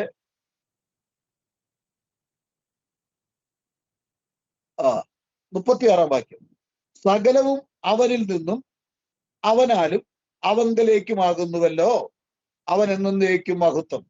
ദൈവത്തിൽ നിന്ന് വരുന്ന ദൈവത്തിന്റെ പ്രവൃത്തിയെയും ദൈവത്തിന്റെ ഡ്യൂട്ടികളെയും രണ്ടും മൂന്നും വ്യക്തികളാക്കി തീർക്കുന്ന ഈ അബദ്ധം. ഒരു കാര്യം കൂടെ പറയാം, ദൈവം ഒരു വ്യക്തിയല്ല കേട്ടോ. ദൈവം ഒരു വ്യക്തിയല്ല. ദൈവത്തെ ഒരു വ്യക്തി ആക്കി തീർക്കാൻ ഒരു വ്യക്തി ശ്രമിക്കണ്ട. വ്യക്തി എന്നുള്ള പദം മനുഷ്യനോടുള്ള ബന്ധത്തിൽ മാത്രം ഉപയോഗിക്കേണ്ട പദമാണ്. മനുഷ്യനേക്കാൾ തരം താഴ്ന്ന, മനുഷ്യനേക്കാൾ നിലവാരം കുറഞ്ഞ പട്ടിക്കോ പൂച്ചയ്ക്കോ അല്ലെങ്കിൽ മൃഗത്തിനോ പക്ഷിക്കോ ഒരു വ്യക്തിയെന്ന് പറയാൻ പാടില്ല. അതുപോലെ ദൈവത്തെക്കാൾ ഉയർന്ന നിലവാരമുള്ള ഒന്നിനെ ഒരു വ്യക്തി എന്ന് പറയാൻ പറ്റില്ല. അപ്പൊ ദൈവം ഒരു വ്യക്തിയല്ല. പിന്നെ ദൈവത്തിൽ ആളത്വം, അതാണ് കൊലോസ്യർ 2:9 പറയുന്നത്. അവരിലല്ലോ, യേശുവിലല്ലോ ദൈവത്തിന്റെ ആളത്വം. അത് നമ്മുടെ വിൻസെന്റ് പറഞ്ഞു വ്യക്തമായിട്ട് പറഞ്ഞു. അത് വ്യക്തമായിട്ട് പറഞ്ഞു. കാരണം ശരീരം ഒന്നാ. വായി സംസാരിക്കുന്ന നാക്ക് എടുത്തിട്ട് നാക്ക് ഒരു വ്യക്തിയാണ്, മൂക്ക് മറ്റൊരു വ്യക്തിയാണ്, ചെവി മറ്റൊരു വ്യക്തിയാണ്, കൈ മറ്റൊരു വ്യക്തിയാണെന്ന് പറയുന്ന വിഡിത്തം ഇന്നല്ലെങ്കിൽ നാളെ മനസ്സിലാക്കട്ടെ. അതുകൊണ്ട് ദൈവത്തിന്റെ ചില പ്രവർത്തികളെ എടുത്ത് ദൈവത്തെ വെട്ടിമുറിക്കാൻ ശ്രമിച്ചാൽ നിങ്ങൾ അമ്പയെ പരാജയപ്പെടുകയുള്ളൂ, അവിടെ വിജയിക്കില്ല എന്ന് പറഞ്ഞുകൊണ്ട് ഇവിടെ പറയുന്ന ഈ ലൂക്കോസിന്റെ സുവിശേഷം പറയുന്ന അത് ദൈവത്തിന്റെ ചില പ്രവർത്തികളാണ്. അത് മൂന്ന് വ്യക്തിയായിട്ട് തോന്നുന്നത് നമ്മുടെ കുഴപ്പം കൊണ്ടാണ്, മനുഷ്യന്റെ കുഴപ്പം കൊണ്ടാണ്, മനുഷ്യന്റെ ചില ബലഹീനത കൊണ്ടാണ്, അവന്റെ ബുദ്ധിഹീനത കൊണ്ടാണ്. ദൈവം പറഞ്ഞിട്ടുണ്ട്, നിങ്ങൾ ഈ മണ്ണുകൊണ്ടുള്ളവരാ, ഞാൻ ഇവിടെ നിന്നുള്ളവനല്ല എന്ന് പറഞ്ഞിട്ടുണ്ട്. ഏതായാലും ഇത് ജോസഫ് റീസ് ഭാഷ പറഞ്ഞ പോലെ തന്നെ ഒറ്റയടിക്കുന്നത് തീർക്കാൻ പറ്റുകയില്ല. എങ്കിലും കുറേശ്ശെ കാര്യങ്ങൾ മനസ്സിലാക്കി തരുന്നതിന്റെ ഉദ്ദേശം, ഒരുവൻ സത്യവചനത്തിലേക്ക് മടങ്ങി വരാനുണ്ടെങ്കിൽ അവൻ സത്യത്തിന് വേണ്ടി, നീതിക്ക് വേണ്ടി, ഏകദൈവത്തിന് വേണ്ടി നിൽക്കട്ടെ എന്നുള്ള ഒരു ആത്മഭാരം കൊണ്ട് ഞങ്ങൾ ഇപ്രകാരം ഈ ഗ്രൂപ്പ് തുടങ്ങിയതാണ്. ഞങ്ങൾ അതിനു വേണ്ടിയാണ് സമയം കണ്ടെത്തുന്നത്. ദൈവം എല്ലാവരെയും അനുഗ്രഹിക്കും. Okay pastor, thank you very much. നമുക്ക് വളരെ വിശദീകരണം ആവശ്യമുള്ള ഒരു വിഷയമായിരുന്നു പാസ്റ്റർ. അതിന് മതിയാവുന്ന വിശദീകരണം വളരെ വ്യക്തമായിട്ട് അനേക തിരുവെഴുത്തുകളെ ആധാരമാക്കി സംസാരിച്ചിട്ടുണ്ട്. ഞാൻ പാസ്റ്റർക്ക് നന്ദി പറയുന്നു. അവസാനമായിട്ട് ഞാൻ യൂദായുടെ ലേഖനം അതിന്റെ 20ഉം 21ഉം വാക്യത്തിൽ നിന്നും കൂടി അദ്ദേഹം കോട്ട് ചെയ്തിരിക്കുന്നത്, പരിശുദ്ധാത്മാവിൽ പ്രാർത്ഥിച്ചും നിത്യജീവനായിട്ട് നമ്മുടെ കർത്താവായ യേശുക്രിസ്തുവിന്റെ കരുണയ്ക്കായി കാത്തിരുന്നും കൊണ്ട് ദൈവസ്നേഹത്തിൽ നിങ്ങളെ തന്നെ സൂക്ഷിച്ചു കൊള്ളുവിൻ എന്നാണ് അദ്ദേഹം ഉപയോഗിച്ചത്. ഇവിടെ 3 വ്യക്തികളെ ഇവിടെയും കാണാമെന്നാണ് അദ്ദേഹം പറഞ്ഞത്. സത്യത്തിൽ നമ്മള് ഈ ജോയ് പാസ്റ്റർ വളരെ വ്യക്തമായിട്ട് പറഞ്ഞു. കാരണം ദൈവം ഒരു വ്യക്തിയല്ല. കാരണം ദൈവത്തെ നമുക്കൊരു വ്യക്തിയുടെ പരിമിതിയിലേക്ക് കൊണ്ടുവരാൻ കഴിയില്ല. ഒരു വ്യക്തി എന്ന് പറയുമ്പോൾ മനുഷ്യന്റെ സ്വാഭാവിക ചിന്തയിൽ നമുക്കറിയാം ഒരു ഇമേജ് ഉണ്ടാവും, കാണാൻ മനുഷ്യരുടെ മുമ്പിൽ ദൃശ്യമാകുന്ന ഒരു രൂപം ഉണ്ടാവും. ആ രൂപത്തിന് ഒരു ആത്മാവും ഒരു ജീവനും ഉണ്ടാവും. അപ്പോഴാണ് ഒരു വ്യക്തിയാവുന്നത്. പക്ഷെ ദൈവത്തെ കുറിച്ച് പറയുമ്പോൾ ദൈവം മനുഷ്യനും അല്ല, മനുഷ്യപുത്രനും അല്ല. അത് ബ്രദർ വിൽസനും അത് സംഖ്യ 23:19 കോട്ട് ചെയ്ത് സംസാരിച്ചു.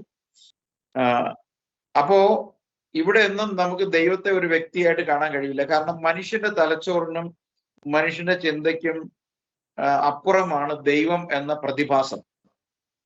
അതിനെ മനസ്സിലാക്കണമെങ്കിൽ പരിശുദ്ധാത്മാവിലല്ലാതെ കഴിയില്ലെന്ന് ദൈവം പറഞ്ഞിട്ടുണ്ട്.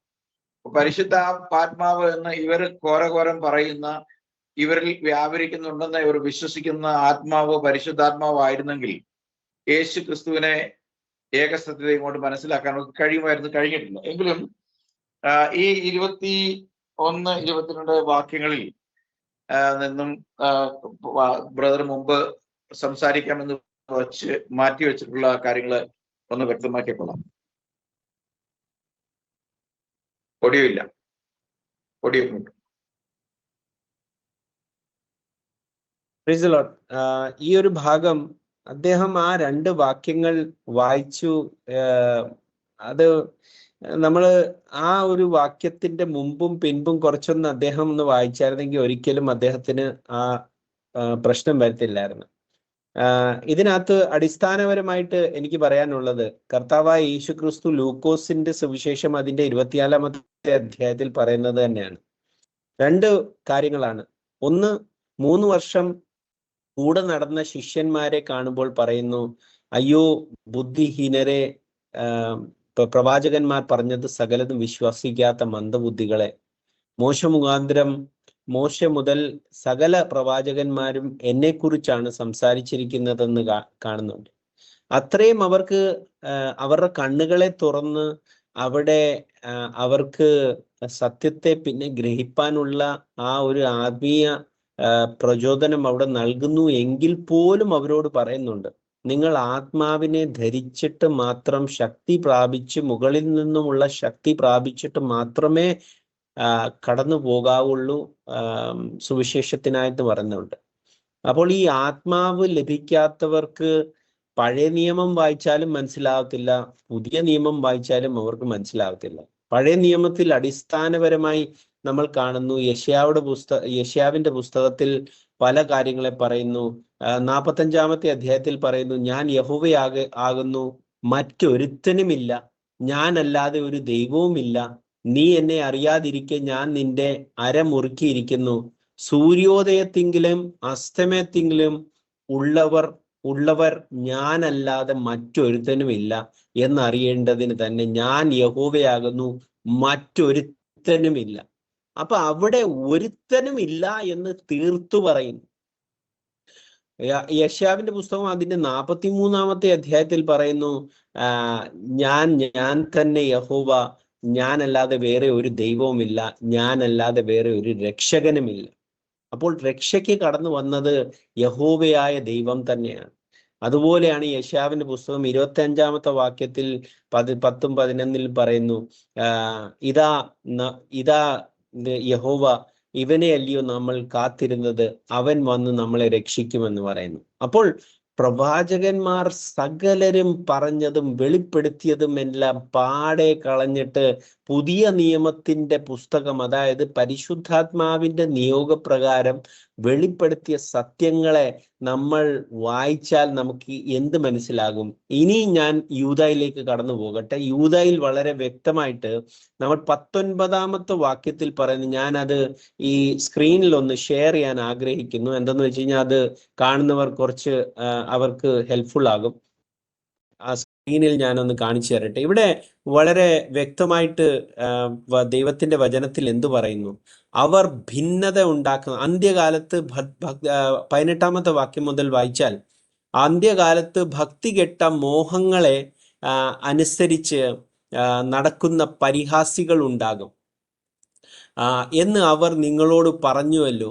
അവർ ഭിന്നത ഉണ്ടാക്കുന്നവർ, പ്രാകൃതന്മാർ, ആത്മാവില്ലാത്തവർ. അപ്പോൾ അവിടെ ഒരു കാര്യം പറയുന്നു, ഈ ആത്മാവില്ലാത്തവരും പ്രാകൃതന്മാരും, നമ്മൾ കാണും പച്ചയ്ക്ക് പ്രാകൃതനായ ഒരു മനുഷ്യന്റെ കാര്യമാണ് നമ്മൾ ഇവിടെ കേട്ടുകൊണ്ടിരിക്കുന്നത്. ആ മനുഷ്യന് ആത്മീയ വിവേചനമില്ലെന്നുള്ള കാര്യത്തിൽ ഒരു സംശയവുമില്ല. ഈ ഒരു വാക്യത്തിൽ പറയുന്നു, അവർക്ക് ആത്മാവില്ലാത്തവരാണ്, അവർ പ്രാകൃതന്മാരാണ്, പരിഹാസികളാണ്. നമ്മളെ പരിഹസിക്കുന്ന പല തൃത്തക്കാര് സഹോദരങ്ങൾ. അത് വായിച്ച് നമ്മൾ താഴോട്ട് വരുമ്പോൾ ഇവിടെ ഞാൻ മാർക്ക് ചെയ്തേക്കുന്ന ഈ വാക്യം നമുക്കൊന്ന് ശ്രദ്ധിക്കാം. ഇവിടെ പറയുന്നു, വീഴാതെ വണ്ണം. എന്തിലാണ് വീണു പോകുന്നത്? വീഴാതെ വണ്ണം നിങ്ങളെ സൂക്ഷിച്ച് തൻ്റെ മഹിമാ സന്നിധിയിൽ കളങ്കമില്ലാത്തവരായി ആനന്ദത്തോടെ നിർത്തുവാൻ ശക്തിയുള്ളവന് നമ്മുടെ കർത്താവായ യേശു ക്രിസ്തു മുഖാന്തരം നമ്മുടെ രക്ഷിതാവായ ഏക ദൈവത്തിന് തന്നെ. ആ ഒരു വാക്യത്തെ, ആ ഒരു അടിസ്ഥാനത്തെ വിട്ടിട്ട് വീണുപോയ മനുഷ്യനെയാണ് നമ്മൾ ഇവിടെ കേൾക്കുന്നത്. ഇവിടെ കർത്താവായ യേശു ക്രിസ്തു മുഖാന്തരം ത്രിയേക ദൈവത്തിന് അല്ല അദ്ദേഹം സദാകാലത്തും തേജസ്സും മഹിമയും ബലവും അധികാരവും എല്ലാം ഉണ്ടാകണം എന്ന് പറയുന്നത്. അധികാരം ലഭിച്ചത് കർത്താവായ യേശു ക്രിസ്തു ആണെങ്കിലും ദൈവം ഏകൻ തന്നെയാണ് എന്ന് വളരെ വ്യക്തമായിട്ട് ഇവിടെ വാക്യത്തിൽ പറയുന്നു. ഇദ്ദേഹം അവിടെ പോയിട്ട് കരുണയിലും പലവിധമായ ദൈവത്തിൻ്റെ ആത്മീയ വരങ്ങളെക്കുറിച്ച് സംസാരിക്കുന്നത് വേറെ വേറെ വ്യക്തിയായിട്ടും ത്രിയേക വ്യക്തിയായിട്ടും 3 നാമങ്ങളെ പറ്റിയും അദ്ദേഹം തന്നെ ഒരു നാമം മാത്രമേ ജനത്തിന്റെ മേളിൽ വെക്കൂ എന്ന് പറയുന്നു. അപ്പോൾ ഇവരൊക്കെ അങ്ങും ഇങ്ങൊന്നും വായിക്കുന്നു. ഇവർ പ്രാകൃതന്മാരാണ്, ആത്മാവില്ലാത്തവരാണ്. അതുകൊണ്ടാണ് ഇവർക്ക് 3ഉം 4ഉം 5ഉം 6ഉം എത്രയും ഇവർക്ക് വേണം അത്രയും ഇവിടെ കാണുവാൻ വേണ്ടി ദൈവവചനത്തിൽ ഇവർക്ക് ഉണ്ട്. പക്ഷെ നമുക്കറിയാം ദൈവവചനത്തിൽ ഏക ദൈവമല്ലാതെ ഒരു ത്രിയേക ദൈവം പുതിയ നിയമത്തിലുമില്ല, പഴയ നിയമത്തിലുമില്ല. ദൈവമല്ലാതെ ഒരുത്തനുമില്ല, മറ്റൊരുത്തനിലും രക്ഷയില്ല. യേശു ക്രിസ്തുവിൽ മാത്രം, യേശു ക്രിസ്തുവിൻ്റെ ഏക നാമത്തിൽ മാത്രം എന്ന് ആ വചനം നമുക്ക് കാണിച്ചു തരുന്നു. അപ്പോൾ നാമമൊന്ന്, ദൈവമൊന്ന്, ആ ശരീരമൊന്ന്, ആ ശരീരത്തിൽ ആ സകല സമ്പൂർണതയും ഒന്ന്. ദൈവത്തിൻ്റെ കൃപാവരങ്ങളിൽ മാത്രമേ ഉള്ളൂ വ്യത്യാസം. ആ കൃപാവരങ്ങളെ എടുത്തു കാണിക്കുമ്പോൾ യേശു ക്രിസ്തു മുഖാന്തരം കൃപയും ദൈവത്തിൻ്റെ സമാധാനം എന്ന് പറഞ്ഞു കഴിഞ്ഞാൽ ദൈവം ഏക ദൈവം മാത്രമായിട്ട് തന്നെയാണ് വചനത്തിൽ നിലനിൽക്കുന്നതെന്ന് യൂദായുടെ പുസ്തകത്തിൽ തന്നെ ഇപ്പോൾ നമ്മൾ കണ്ടു. അദ്ദേഹം കാണിച്ച അധ്യായത്തിൽ തന്നെ നമുക്ക് ഏക ദൈവമാണ് കാണാൻ പറ്റുന്നത്. നമുക്ക് ത്രിയേക ദൈവം അല്ല കാണാൻ പറ്റുന്നത്. ഒരു ദൈവം മാത്രമാണ് കാണാൻ പറ്റുന്നത്. 3 വ്യക്തികളെ നമുക്ക് കാണാൻ പറ്റുന്നില്ല. നമുക്ക് ദൈവത്തിന്റെ കൃപാവരങ്ങളെ കാണാൻ പറ്റും. അത് ദൈവം പലവിധമായ ദൈവത്തിന്റെ വെളിപ്പാടുകളാൽ, ആത്മീയ വെളിപ്പാടുകളാൽ ദൈവം പല സമയത്ത് നൽകിയത് കൊണ്ട് അതിനെ അവർ വ്യക്തികളായി കാണുന്നു. നമ്മൾ അത് ഒരേ ദൈവത്തിന്റെ പല പ്രവൃത്തിയായിട്ട് കാണുന്നു. സ്തോത്രം. Thank you very much brother. കൃപ കൂടാതെ, ദൈവത്തിൽ നിന്ന് പ്രാപിക്കുന്ന പരിശുദ്ധാത്മാവിന്റെ കൃപ കൂടാതെ സ്വന്തം അപ്പനെ തിരിച്ചറിയാൻ കഴിയില്ല. അതാണ് നമുക്കിതിൽ നിന്ന് മനസ്സിലാകുന്നത്. പരിശുദ്ധാത്മാവിൽ മാത്രമേ ദൈവം ആരെന്നും നാമും ദൈവമായിട്ടുള്ള ബന്ധം എന്തെന്നും മനസ്സിലാക്കാൻ കഴിയുള്ളൂ. അതുകൊണ്ടാണ് യൂദാ തന്നെ പറഞ്ഞത് അവർക്ക് ആത്മാവില്ലാത്തവരെന്ന്. അങ്ങനെ പറയുമ്പം പല ആളുകളും വിചാരിക്കും ആത്മാവില്ലാത്ത മനുഷ്യരുണ്ടോ എന്ന്. ഇവിടെ യൂദാ കോട്ട് ചെയ്യുന്നത് നമ്മിലുള്ള മനുഷ്യാത്മാവിനെ കുറിച്ചല്ല, ദൈവത്തിന്റെ ആത്മാവിനെ കുറിച്ചാണ്. അപ്പം ഇവര് ദൈവാത്മാവിനെ പ്രാപിച്ചു എന്ന് പറഞ്ഞ് പല വിധമായ ഗോഷ്ഠി ഭാഷകൾ സംസാരിക്കുന്നുണ്ടെങ്കിലും അത് ഇവരിൽ വ്യാപരിക്കുന്ന അന്തരീക്ഷ ശക്തിയുടെ ആത്മാവാണ്. ദൈവത്തിന്റെ ആത്മാവ് ലഭിച്ച ഒരു വ്യക്തിക്കും തിരുവെഴുത്തുകൾ മനസ്സിലാക്കാനായിട്ട് പ്രയാസമുണ്ടെന്ന് നമുക്ക് തോന്നുന്നില്ല. അപ്പം ഇവർ പ്രാപിച്ച ആത്മാവ് തന്നെ തെറ്റായത് കൊണ്ടാണ് ഈ ശരിയായ തിരുവെഴുത്തുകളെ തെറ്റായിട്ട് വ്യാഖ്യാനിക്കേണ്ടി വരുന്ന ഗതികേട് ഇവർക്കുണ്ടാകുന്നത്. എന്തുതന്നെയാണ് ഞങ്ങൾ വീഡിയോ ഇവിടെ വൈൻഡപ്പ് ചെയ്യുമ്പോൾ നിങ്ങൾ ഈ വീഡിയോ നമുക്ക് വേണമെങ്കിൽ ഇദ്ദേഹത്തിന്റെ വീഡിയോ കൂടെ വേണം നമുക്ക് ഒരു റെഫറൻസിന് വേണ്ടിയിട്ട് നമുക്ക് ഒന്ന് താഴെ പിൻ ചെയ്ത് കൊടുക്കാം. കാരണം നമ്മൾ അത് ആൾക്കാർക്ക് ഉപകരിക്കും. കാരണം നമ്മൾ അവിടുന്ന് ഇവിടുന്ന് എടുത്തു എന്നൊരു ഇത് വരരുതല്ലോ. നിങ്ങൾക്ക് ഞങ്ങളുടെ ശ്രോതാക്കളോട് ഞങ്ങൾക്ക് പറയാനുള്ളത്, കർത്താവിന്റെ വരവ് ഏറ്റവും ആസന്നമായിരിക്കും. ഇനി മുന്നോട്ട് അധിക കാലങ്ങളില്ല. ത്രിയേക ദൈവവും 4ഉം 5ഉം ദൈവങ്ങളും 2 ദൈവങ്ങളും ഒന്നും ശരിയായ സത്യ ദൈവത്തിനില്ല. എന്നാൽ വ്യാജ ദൈവങ്ങൾ അനവധിയുണ്ട്. ദൈവങ്ങളെന്ന് വിളിക്കപ്പെടുന്നവർ അനവധിയുണ്ട്. എന്നാൽ പിതാവായ ഏക ദൈവമേ നമുക്കുള്ളെന്ന് പൗലോസ് അപ്പോസ്തലൻ പഠിപ്പിച്ചിട്ടുണ്ട്. ഞങ്ങൾ ആ ഏക ദൈവത്തിൽ വിശ്വസിക്കുന്ന ക്രിസ്ത്യാനികളാണ്. മോർ ഓവർ അതിലുപരി അപ്പോസ്തലന്മാർ പഠിപ്പിച്ച, യേശുക്രിസ്തു സംസാരിച്ച ആ ഒരു ദൈവമേ നമുക്കുള്ളൂ. പിന്നീട് സംഘടനകളും മതങ്ങളും സ്ഥാപിച്ചുണ്ടാക്കിയ ദൈവങ്ങൾക്ക് നിങ്ങളെ രക്ഷിക്കാൻ കഴിയില്ല. ആ ദൈവത്തിന് മഹാകോപ ദിവസം വരുമ്പോൾ നിങ്ങളുടെ വിശ്വാസ പ്രമാണങ്ങൾ ഒരിക്കലും നിങ്ങളെ രക്ഷിക്കുകയില്ല. അതുകൊണ്ട് ഞങ്ങൾക്ക് നിങ്ങളോടുള്ള സ്നേഹത്തിലുള്ള ആഹ്വാനമാണ്, നിങ്ങൾ സത്യം മനസ്സിലാക്കി യഥാർത്ഥ ബൈബിൾ പഠിപ്പിക്കുന്ന ഏകദൈവ വിശ്വാസത്തിലേക്ക് മടങ്ങി വരണം. ആ ഒരു ഉദ്ദേശത്തോടുകൂടി ആണ് ഞങ്ങൾ ഈ വീഡിയോകളൊക്കെ ചെയ്തിട്ടുള്ളതും ചെയ്തുകൊണ്ടിരിക്കുന്നതും. നിങ്ങളോടുള്ള ഞങ്ങളുടെ സ്നേഹവും വാത്സല്യവുമാണ് സത്യത്തിലേക്ക് നടത്തുവാൻ ഞങ്ങളുടെ താല്പര്യമാണ് ഇത്തരം വീഡിയോകൾ ചെയ്യുവാൻ ഞങ്ങൾക്ക് പ്രചോദനമായിരിക്കുന്നത്. തുടർന്നും ഞങ്ങളുടെ വീഡിയോകൾ കാണുകയും നിങ്ങളുടെ ശരിയായ സംശയങ്ങൾ കമന്റായി രേഖപ്പെടുത്തുകയും ചെയ്താൽ വളരെ നന്നായിരിക്കും. അതുപോലെ ഈ വീഡിയോ പങ്കുവെച്ച് മറ്റുള്ളവർക്ക് ഷെയർ ചെയ്ത് കൊടുക്കണമെന്നും ഞങ്ങൾ നിങ്ങളോട് റിക്വസ്റ്റ് ചെയ്യുന്നു. വീണ്ടും മറ്റൊരു വീഡിയോയുമായി വരും വരെ കർത്താവായ യേശുക്രിസ്തുവിന്റെ കൃപ നിങ്ങളോട് കൂടെ ഇരിക്കട്ടെ. ആമേൻ.